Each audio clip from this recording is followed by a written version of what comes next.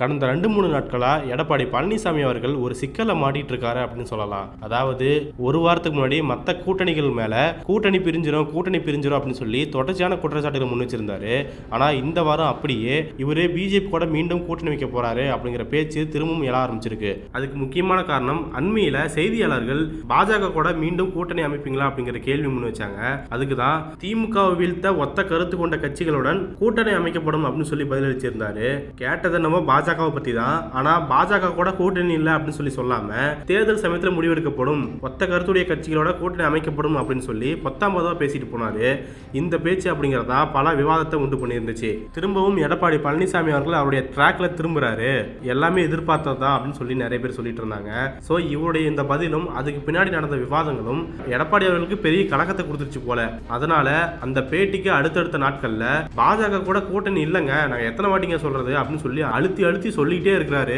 ஆனா பத்திரிகையாளருமே விடுறதா கிடையாது. திரும்பவும் அதை பத்தி கேள்வி முன் வச்சுட்டே இருக்கிறாங்க.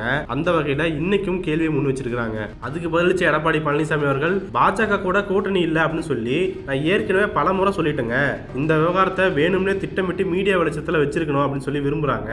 நாடாளுமன்ற தேர்தலில் பாஜக கூட கூட்டணி அமைக்கல, வரப்போற சட்டமன்ற தேர்தலையும் பாஜக கூட கூட்டணி அமைக்க மாட்டோம் அப்படின்னு சொல்லி நாங்க ஏற்கனவே தெளிவுபடுத்திட்டோம். நாங்க ஒத்த கருத்துடைய கட்சிகள் அப்படின்னு சொன்னது பாஜக தவிர்த்து மற்ற அரசியல் கட்சிக்கு தான் அப்படின்னு சொல்லி தெரிவிச்சிருந்தாரு. மேலும் இதை பத்தி எல்லாம் பேசாதீங்க, இனிமேட்டு கேட்காதீங்க அப்படின்னு சொல்லி கண்டிப்பா வேற பேசியிருந்தாரு. இவரு திரும்ப சொல்லியும் ஏன் இந்த கேள்வி எழுது அப்படின்னா அதுக்கும் காரணம் இவரு தான். ஏன்னா திமுக கூட்டணியில் இருக்கிற விசிகா அதிமுக கூட கூட்டணி இல்லை அப்படின்னும் திமுக கூட்டணி தான் தொடரும் அப்படின்னு சொல்லி அறிவிச்சு பல நாட்கள் ஆகுது. தினமும் சொல்லிக்கிட்டே இருக்கிறாரு. ஆனா எடப்பாடியோ இந்த கூட்டணியில விரிசல் ஏற்பட போகுது அப்படின்னு சொல்லி தொடர்ச்சியா அழைப்பு விடுத்துக்கிட்டே இருக்கிறாரு. அப்போ நீங்க பண்றது மட்டும் சரியா அப்படிங்கிற கேள்வி எழுந்திருக்குது. அடுத்து பாஜகவோட கூட்டணி இல்லைன்னு சொல்றாங்களே தவிர அதுக்கான காரணத்தை இன்ன வரைக்குமே சொல்லாம இருக்கிறாங்க. ஃபியூச்சருக்கு தான் காரணம் சொல்லலாம் அப்படின்னு பார்த்தா இவங்க ஏன் பாஜக கூட்டணி விட்டு வெளியே வந்தாங்க அப்படிங்கிற காரணமும் இன்னும் வெளிப்படைத்தன்மையா தெரியாம தான் இருக்குது.